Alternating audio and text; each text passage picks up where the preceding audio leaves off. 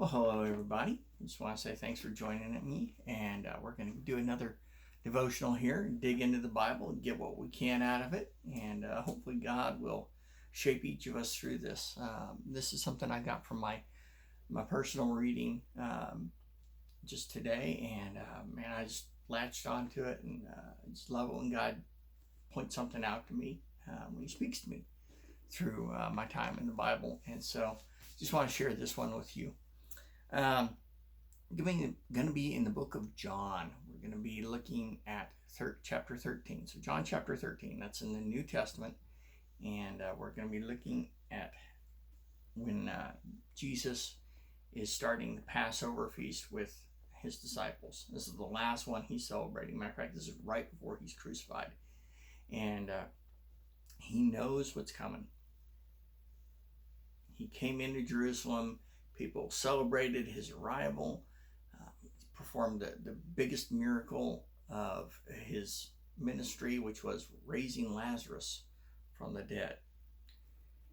And he's got an even better miracle coming up, but people don't know that yet. What's better than raising up somebody else from the dead is raising himself up from the dead. So anyway, we're going to be looking at John chapter 13, just the very beginning of the chapter. It says, before the Passover celebration, Jesus knew that his hour had come to leave this world and return to his Father. He had loved his disciples during his ministry on earth, and now he loved them to the very end. It was time for supper, and the devil had already prompted Judas, the son of Simon Iscariot, to betray Jesus. Jesus knew that the Father had given him authority over everything, and that he had come from God and would return to God. So he got up from the table, took off his robe, wrapped a towel around his waist, and poured water into a basin. Then he began to wash the disciples' feet, drying them with the towel he had around him. That's where I'm going to stop. I love this passage.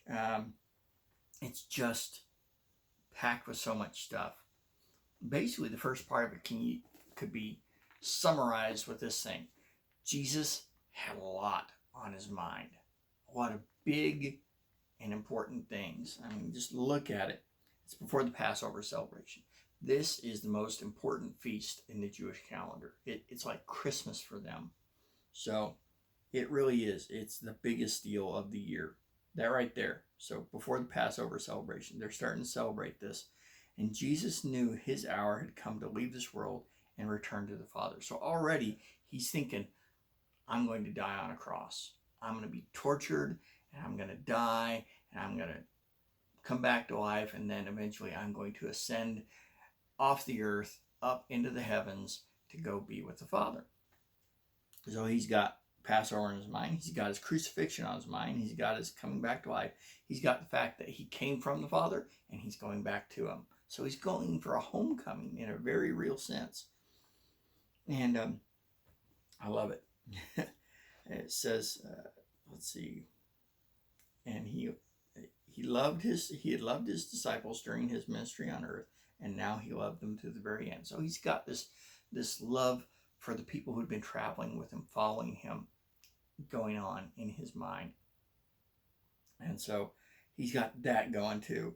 When it's time for supper, the devil had already prompted Judas, the son of Simon Iscariot, to betray Jesus. So he's got that on his mind. Jesus knows what's going on inside Judas, knows that Judas had already decided to betray Jesus.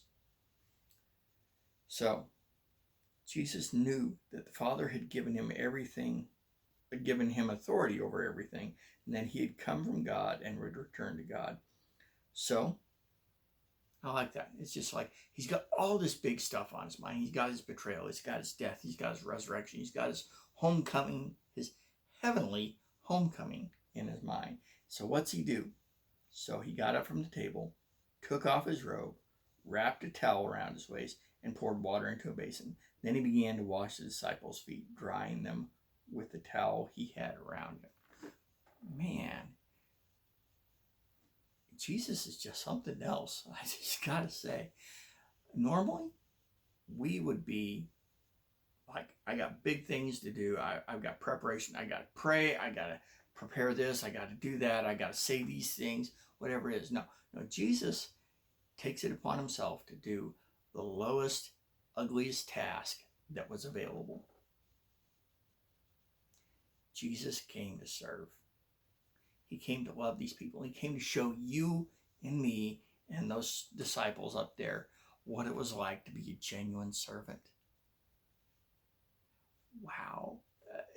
I just love the humility that God himself showed. He's basically saying, this is the lowest, dirtiest, ugliest task, but it doesn't matter because I came to serve.